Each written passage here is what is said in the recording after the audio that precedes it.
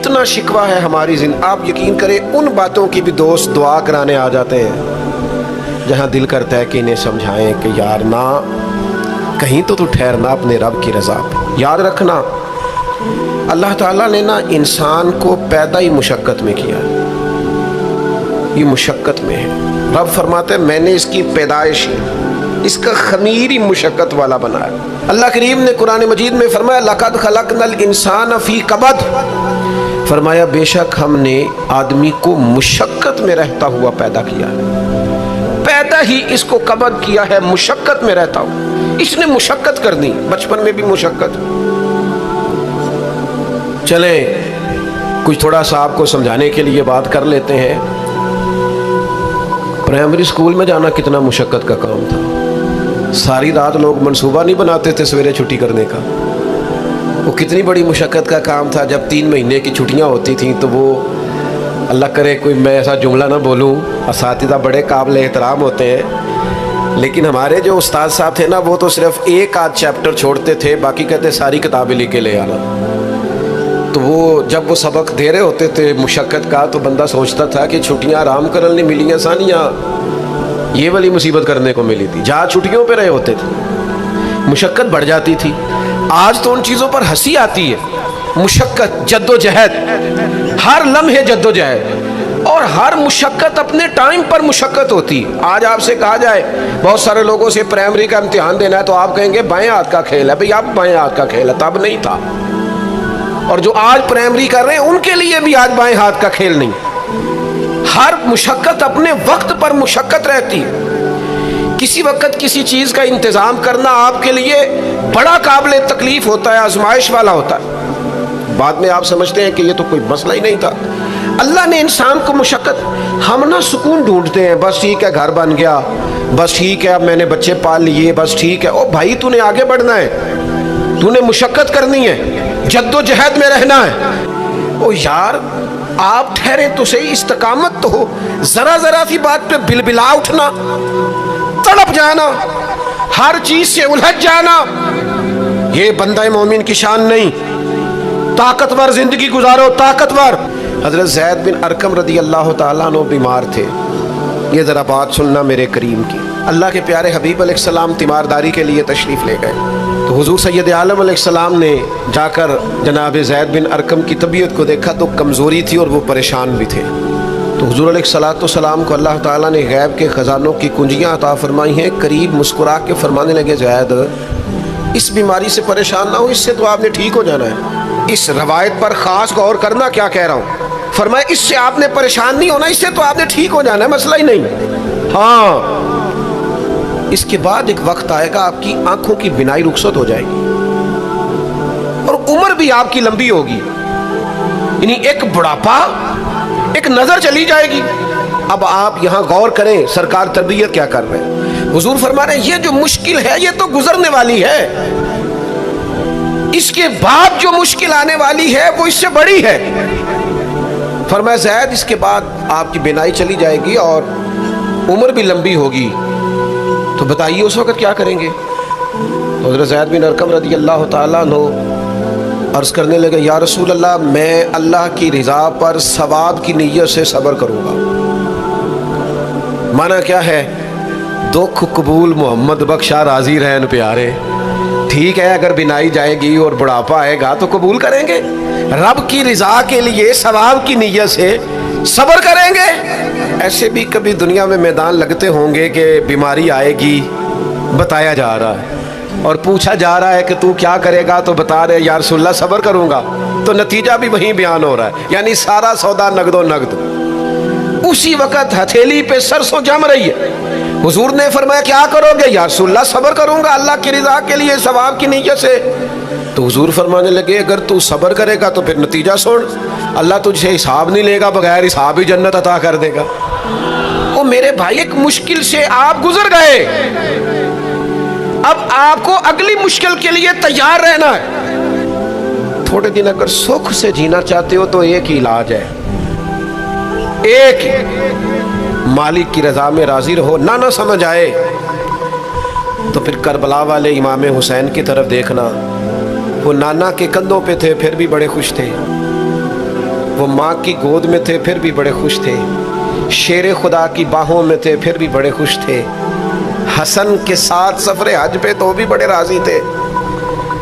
और जिस दिन रजब के महीने में मदीना छोड़ रहे थे तो उस दिन भी कह रहे थे मालिक मैं तेरी रज़ा पे राज़ी हूँ। और हुसैन इब्ने अली रज़ी अल्लाह ताला अन्हु ने हमें ये मेयार दिया है, जिस दिन शबीह मुस्तफ़ा अली अकबर उनके घर में पैदा हुए थे, हुसैन उस दिन भी बड़े राज़ी थे। और जब अल्लाह अकबर कह के जख्म खा के जनाब अली अकबर घोड़े से ज़मीन पर तशरीफ़ लाए थे और जवान बेटे को सहारा देकर उन्हें उठाना पड़े था, हुसैन उस दिन भी रब की रज़ा पे बड़े राज़ी थे। और जब छोटा सा बेटा उनकी गोद में उसकी सांसें उखड़ रही थीं तो इमाम अली मकाम उस वक़्त भी अपने रब की रज़ा पे बड़े ही राज़ी थे। हद हो गई, जिस गले को महबूब चूमते थे उस वक़्त भी हुसैन राज़ी थे। और जब उसी गले पे खंजर चल रहे थे तो इमाम अली मकाम ने ये नहीं कहा कि मालिक मेरा इतना इम्तिहान, आखिर मेरे मसले कब हल होंगे, मेरी मुश्किलात कब हल होंगी, आखिर किस वक़्त, ये नहीं फरमाया, बल्कि ये सारा कुछ सह के दोनों हाथ ज़मीन पे बिछा के सजदा शुक्र अदा करके कहा मालिक जहाँ तू रखे हुसैन वहाँ राज़ी है। याद रखें, अगर आज जवानी है तो बुढ़ापा आएगा, आज अगर सेहत बिल्कुल ठीक है तो आहिस्ता आहिस्ता खुदा न खास्ता कबा और असाब कमज़ोर होने लगते हैं। हमें ना ज़हनी तौर पर तैयार रहना। लोग कहते हैं जनाब पता नहीं मैं बड़ा परेशान हूँ, एक मुश्किल ख़त्म होती है दूसरी शुरू हो जाती है। मैंने कहा ये मुश्किल नहीं, यही तो मज़ा है ज़िंदगी का। अल्लाह कहता है मैंने तुझे मुशक्क़त में पैदा किया है और तू कहता है कि आसानी हो जाए। अब ये तो नहीं ना होगा, जिसने जैसा पैदा किया है बात तो उस कादर मुतलक की चलेगी, तेरी नहीं चलेगी जब उसने पैदा ही मुशक्क़त में किया है। आप इस बात को याद रखें और इसको अच्छी तरह समझ लें कि आप जब तक मिजाज मुशक्क़त का नहीं बनाते, एक के बाद दूसरी, दूसरी के बाद तीसरी, तीसरी के बाद चौथी मुशक्क़तें राह देख रही। और जो मुशक्क़तों के आदी नहीं वो फिर पिछली सफ़ों में है, जो मुशक्क़तों के आदी नहीं वो फिर किसी सूरत भी ना नाम बना सकते हैं ना काम कर सकते। जिसको आराम करना है, जिसको सुकून से सोना है, वो मंजिल नहीं पा सकता। आपको आगे बढ़ना है, आपको जद्दोजहद करनी है, आपको कोशिश करनी है, आपको बाहिम्मत रहना है। हज़रत उमर से किसी ने कहा था कि मैं आपसे मिलना तो चाहता था पर दोपहर का टाइम था, मैं आया नहीं, कहीं आप सो ना रहे हो। तो जनाब उमर रो पड़े, फरमाने लगे सोया करता था कभी, जब से अबू बकर ये चाबियां मेरे हाथ में दे गए हैं ना तो दिन की बात करता है, मैं रात को नहीं सो पाता, उठ उठ के हुजूर की उम्मत की खबरगिरी करता हूँ। रात जगह मेरा नसीब बन गए हैं, आँखों की नींद रुखसत हो गई है, लहजों में आराम निकल गया है। और भाई जब आपको जद्दोजहद करनी है, जब आपको आगे बढ़ना है, ज़हन बनाओ यार, तबीयत बनाओ, आगे बढ़ना है, मुशक्क़त करनी है, नींद थोड़ी कम लेनी है, ज़ुबान के जायके मज़े के खाने थोड़े कम करने। हमने अपनी मर्ज़ी से वो लेटे हैं, वो आराम कर रहे हैं, इससे थोड़ा उठ कर सोचना। इमाम अली मकाम का पैगाम ये है कि तू बड़ा तब बनेगा जब तेरी ज़िंदगी मेहनत वाली, कोशिश वाली, जद्दोजहद वाली होगी। और फिर उसके बाद क्या करना है, एक कोशिश करनी है। उसके बाद अगला काम ये है कि जहाँ रब रखे ना वहाँ रहना भी है, उसकी रज़ा पे। जब आप मुसलमान होते हैं ना, कलमा पढ़ते हैं तो हम ऐलान करते हैं आज के बाद फ़ैसले मेरे नहीं चलेंगे, फ़ैसले अल्लाह के चलेंगे। लेकिन परेशानी पता कब होती है, जब हम फ़ैसला अपनी मर्ज़ी का मांगते हैं। ओ भाई जब तू मालिक का ग़ुलाम है, बंदा है, तो फिर दुख किस चीज़ का नाम है। किसी दरवेश ने कहा था दुख किस चीज़ का नाम है कि अल्लाह की मर्ज़ी और है और तेरा इरादा और है। तू कहता है बात उस तरह बने जिस तरह मैं चाहता हूँ, रब कहता है नहीं मैंने फ़ैसला कर लिया है। फिर तू दुखी होता है। सुखी वाला कौन होता है, जो रब कर दे वो कहे बिल्कुल ठीक है, वो कहे बिल्कुल। और कुरान मजीद ने इसे बयान किया, रदी अल्लाह अन्हुम व रदू अन। ये करबला का दूसरा पहलू, एक पहलू मुशक्कत जद्दोजहद, एक पहलू ये कि रदी अल्लाह अन्हुम व रदू अन। अल्लाह कहता है मेरे बंदों की शान ये है कि अल्लाह उनसे राज़ी है और वो अल्लाह से राज़ी है। اللہ ان سے راضی ہے اور وہ بھی راضی ہیں اللہ سے. اللہ نے جہاں رکھا ہے وہ اللہ سے. ایک پہلو یہ ہے کہ اللہ راضی ہو جائے, ایک پہلو یہ ہے کہ بندہ راضی ہو جائے. رب فرماتا ہے ذالک الفوز العظیم, وہ اللہ سے راضی, اللہ ان سے راضی, یہ بہت بڑی کامیابی ہے. امام محمد غزالی رحمۃ اللہ علیہ سے کسی نے کہا تھا زیادہ مشکل کیا ہے, اللہ کا راضی ہونا کہ بندے کا؟ تو امام صاحب فرمانے لگے رب تو مہربان ہی بڑا ہے, بڑی جلدی راضی ہو جاتا ہے. دو صرف آنسو بہائے سچی توبہ کے مالک راضی ہے. کسی غریب کی مدد کر دے اخلاص سے, اللہ راضی ہے. اللہ تو جلدی راضی ہو جاتا ہے, مشکل یہ ہے کہ بندہ نہیں راضی ہوتا. یہ اس نے ہر روز ایک نئی امید لگائی ہوئی ہے, ہر روز اس کا نیا رنگ ہے, یہ راضی نہیں ہوتا. حضرت موسیٰ علیہ السلام نے اللہ کی بارگاہ میں عرض کی مالک میری قوم یہ عرض کرتی ہے کہ تو بتا تو ہم سے کیسے راضی ہوگا. حضرت موسیٰ اپنی قوم کی عرض لے کر مالک کی بارگاہ میں کوہ طور پہ حاضر ہے. او یارو اسے دل کی تختی پہ لکھ لینا. عرض کی مالک میری قوم کہتی ہے رب کریم کے حضور عرض کریں کہ ہمیں بتائے ہمارا رب ہم سے کیسے راضی ہوگا.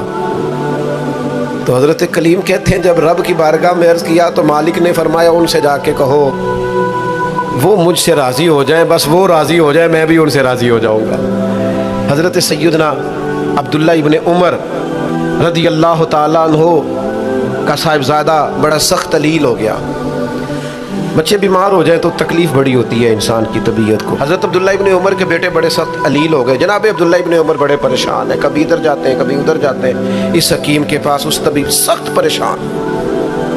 آپ کے دوست احباب دیکھتے کہ حضرت عبداللہ ابن عمر بڑے سخت آزمائش میں, بیٹے کا انتقال ہو گیا, صحت نہ ہو سکی, اللہ کا حکم آ گیا. اب یہ جو انتقال ہے یہ ظاہر ہے بیماری سے زیادہ مشکل کام ہے, بیٹا چلا ہی گیا ہے. لیکن وہ لوگ کہتے ہیں جب ہم بعد میں تعزیت کرنے کے لیے گئے تو جناب عبداللہ ابن عمر کو بڑا مطمئن دیکھا. تو ہم نے عرض کی کہ حضور اس وقت تو صرف بیمار تھا تو آپ زیادہ تسلی میں نہیں تھے اور اب آپ بڑے تسلی میں محسوس ہوتے ہیں, وجہ؟ تو فرمانے لگے جب تک میری ذمہ داری تھا نا میں پریشان تھا, اب خدا کے کرم اور رحمت کی جگہ پہ چلا گیا, اللہ کا فیصلہ آ گیا ہے اور میں سمجھا ہوں کہ میرا رب اسے اپنی بارگاہ میں بلانا چاہتا ہے, لہٰذا میں پورے طور پر مطمئن. اب میں اللہ کی رضا پہ پوری طور پر راضی ہوں. میرے عزیز جب تک یہ رضا حاصل نہیں, کیا لطیف انداز ہے. وہ ہمارے ایک بڑے زبردست رائٹر تھے صاحبزادہ خورشید احمد گیلانی مرحوم, ان کا ایک مضمون چھپا ایک دفعہ امت کا پہلا صوفی. تو وہ ٹائٹل دیکھ کر مجھے بڑی تجسس ہوا کہ کس کو, چونکہ ہم صوفیاء کی جماعت ہے, کس بزرگ کا تذکرہ کیا انہوں نے, امت کا سب سے پہلا صوفی. تو جب مضمون کھولا تو امت کا سب سے پہلا صوفی انہوں نے جناب صدیق اکبر کو قرار دیا. فرمایا یہ پہلے درویش ہے اس امت کے, حضرت ابو بکر صدیق. حضرت ابو بکر صدیق علیل ہو گئے, بیمار ہو گئے. تو یہ دیکھیے ذرا ان کا انداز تصوف. یار دوست پتہ لینے گئے تو ایک روٹین ہوتی ہے نا, جب لوگ تیمارداری کرنے جاتے ہیں تو کہتے ہیں کسی ڈاکٹر کو دکھایا ہے. سب لوگ آپ کے گرد بیٹھے ہیں تو کہنے لگے ابو بکر طبیب کو دکھایا ہے؟ فرمانے لگے ہاں طبیب دیکھ گیا ہے اور طبیب دیکھتا رہتا ہے. تو کہا پھر طبیب نے کیا کہا ہے؟ کہنے لگے طبیب نے کہا فعال لما یرید. طبیب نے کہا ہے بھائی جو میں چاہتا ہوں نا وہ میں کر دیا کرتا ہوں, جو میرا ارادہ ہوتا ہے پھر وہ میں کر دیتا ہوں. وہ طبیب مجھے کہہ گیا ہے, لہذا جو اس کا ارادہ ہونا ہے اس نے. اب وہ جو ارد گرد بیٹھے تھے وہ بھی تو صحابہ تھے نا, اس باریک بات کو فوراً سمجھ گئے, کہنے لگے اللہ تجھے جزا عطا کرے. یار دیکھو چھوٹی بات نہیں. حضرت انس بن مالک کہتے ہیں 10 سال میں نے نبی پاک کے گھر میں نوکری کی ہے. 10 سال. 1 سال کے بعد لوگ اکتا جاتے ہیں, سارا پتہ چل جاتا ہے. اس کے بعد وہ چاہتے نہیں رہتی, بندہ پرانا ہو جاتا ہے. اکرام احترام الا ماشاء اللہ وہ نہیں رہتا. فرماتے ہیں 10 سال حضور کے گھر میں نوکری کی, پورے 10 سال ایک دفعہ بھی رسول پاک نے اوف نہیں کہا. فرماتے ہیں ایسا نہیں کہ کبھی کوئی ایسی بات نہیں ہوئی جس سے حضور ناراض ہو. کئی دفعہ ایسے موقع آئے, حضور نے کسی کام سے بھیجا, میں جا کے بچوں کے ساتھ کھیلنے لگا, محبوب آئے میں ڈر گیا, لیکن حضور نے کچھ بھی نہیں کہا, مسکرا کے فرمایا تمہیں کام بھیجا تھا کر کے کیوں نہیں آئے. ایک تو یہ کہ مشقت کرنی ہے، دوسرا اللہ کی رضا پہ راضی رہنا، اور تیسری بات یہ سوچیں کبھی ذاتی قسم کی نہیں بنانی، سوچیں ملی قسم کی، قومی آفاقی سوچیں۔ اتنے دوست ہماری خانقاہ سے وابستہ ہیں، یہاں کسی آستانے سے وابستہ ہیں، کچھ ہمارے پاس مدرسے میں پڑھتے ہیں، کہیں بھی آپ پڑھتے ہیں۔ آپ کی سوچیں جب تک ملی اور قومی نہیں ہوتی، آپ بہت زیادہ بھی باصلاحیت ہیں تو آپ کوئی کردار نہیں ادا کر سکتے۔ آپ کو اللہ نے جو صلاحیت دی ہے وہ دین کے لیے خرچ کریں، کوئی بھی صلاحیت ہے آپ کی عزیز، وسیع الظرفی وسیع المشرب، آپ اپنی صلاحیت سے قومی فائدہ کریں۔ آپ کیا مطلب ملی باتیں، چھوٹی باتیں، چھوٹا سا ذہن، چھوٹی سی بات، آپ وسیع بات کریں۔ امام بخاری لکھ گئے، ایک مخصوص فقہ کے مقلد تھے امام صاحب، لیکن انہوں نے بخاری میں یہ رنگ نہیں اختیار کیا کہ جو کسی اور مسلک پر چیزیں دلائل کرتی ہیں، فقہ کے مسلک کی بات کر رہا ہوں، کسی اور مشرب پر تو میں نے لینی نہیں۔ انہوں نے کام کیے تو قومی سطح کے، چھوٹے چھوٹے ذہن، چھوٹی چھوٹی باتیں۔ ہمارا ہی مدرسہ نہیں، دنیا میں مدرسے، ہماری خانقاہ نہیں، دنیا میں خانقاہیں۔ ہم اگر ایک دوسرے سے لوگوں کو توڑنے لگیں گے تو ملی کام نہیں ہوگا۔ ہم گھر نہیں بنانا چاہتے، ہم رسول اللہ کا دین تعمیر کرنا چاہتے ہیں، دین اس امت کے اندر لانا چاہتے ہیں، نافذ کرنا چاہتے ہیں۔ تو ہم تو تھوڑے سے لوگ ہیں کام کرنے والے جو پوری دنیا میں کام کر رہے ہیں، کہیں بھی کوئی کام کر رہا ہے۔ ہم نبی پاک کا دین لانا چاہتے ہیں تو ہم تو ہر ایک کو سپورٹ کرتے ہیں، جو تھوڑا سا بھی کام کر رہا ہے اسے سپورٹ کرتے ہیں۔ میری آپ سے گزارش ہے، جس کاز کے لیے امام حسین نے جان دی تھی نا، اس کاز پر کام کرنے کی ضرورت ہے۔ اب کیا کرنے کی ضرورت ہے؟ اب وہ پیغام جو امام علی مقام کا پیغام ہے، دین کے لیے کام کریں، بے حیائی کے خلاف، عریانی کے خلاف، بے دین قوتوں کے خلاف۔ لوگوں کو سکون ملے گا، انہیں قائل کریں کہ سکون تمہیں نماز میں ملے گا، عبادت میں ملے گا، دیانتداری میں سکون ہے، قناعت میں سکون ہے، عزت نفس اور خودداری میں جو تمہارے لیے اللہ نے رکھا ہے اس میں سکون ہے۔ لوٹ کے کھاؤ گے تو سکون نہیں ملے گا۔ میرے بھائی، اس سارے پیغام کو عام کرنے کی ضرورت ہے، پھیل جائیں دنیا میں، اور جس طرح اپنے حق میں لوگوں کو قائل کرتے ہو نا، کوئی مجبوری بن جائے، اس طرح لوگوں کو دین کے حق میں قائل کریں۔ منت کر کے بے نمازی کو نمازی کریں، منت کر کے جو دین سے دور ہے اسے دین کے قریب کریں۔ آپ کوشش کریں کہ فروغ دین ہو، جہاں مسجد نہیں تعمیر مسجد میں کردار ادا کریں۔ اپنے لہجوں سے ہر تھکاوٹ اتار کے آگے بڑھو، ملی قومی سوچیں پیدا کرو۔ ہم نے اس وطن کو بھی تعمیر کرنا ہے، دین کے لیے ہم نے اپنے آپ کو پیش کرنا ہے جس حد تک ہو سکے۔ اور دین کی تبلیغ کا سب سے بہترین طریقہ یہ ہے، امام جعفر صادق سے کسی نے کہا تھا میں دین کی تبلیغ کرنا چاہتا ہوں، کیا کروں؟ پیغام امام حسین کانفرنس میں بات ختم کرتے وقت امام حسین کے پوتے کی بات سنا رہا ہوں، کہا حضور دین کی تبلیغ کرنا چاہتا ہوں، کیا کروں؟ فرمانے لگے دین پہ عمل کرنا شروع کر دے، یہ دین کی تبلیغ۔ آپ کا اچھا اخلاق یہ دین کی تبلیغ، آپ کا معاف کرنے کا جذبہ یہ دین کی تبلیغ، آپ کی خیر خواہی، لوگوں کا بھلا کرنا یہی دین کی تبلیغ۔ صرف تقریر سے تبلیغ نہیں کریں آپ کا عمل اور کردار یہ دین کی تبلیغ ہے۔ آپ اپنا انداز زندگی بدل جائیں، انداز خوبصورت کر جائیں، یہ دین کی تبلیغ شروع ہو جائے گی۔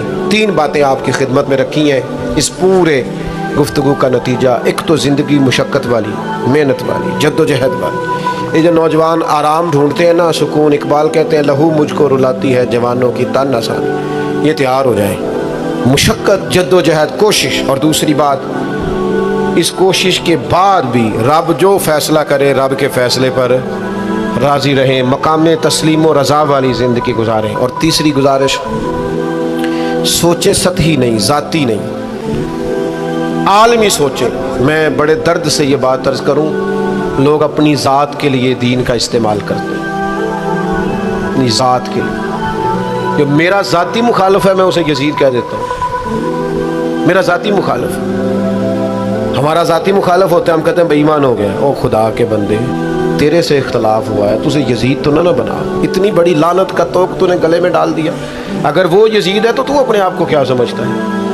अपना फिर तूने दर्जा क्या बना? इतनी जल्दी नहीं, कौमी सोचे पैदा करें, कोशिश करें कि आप मिली काम करें, आप लोगों को जोड़ें।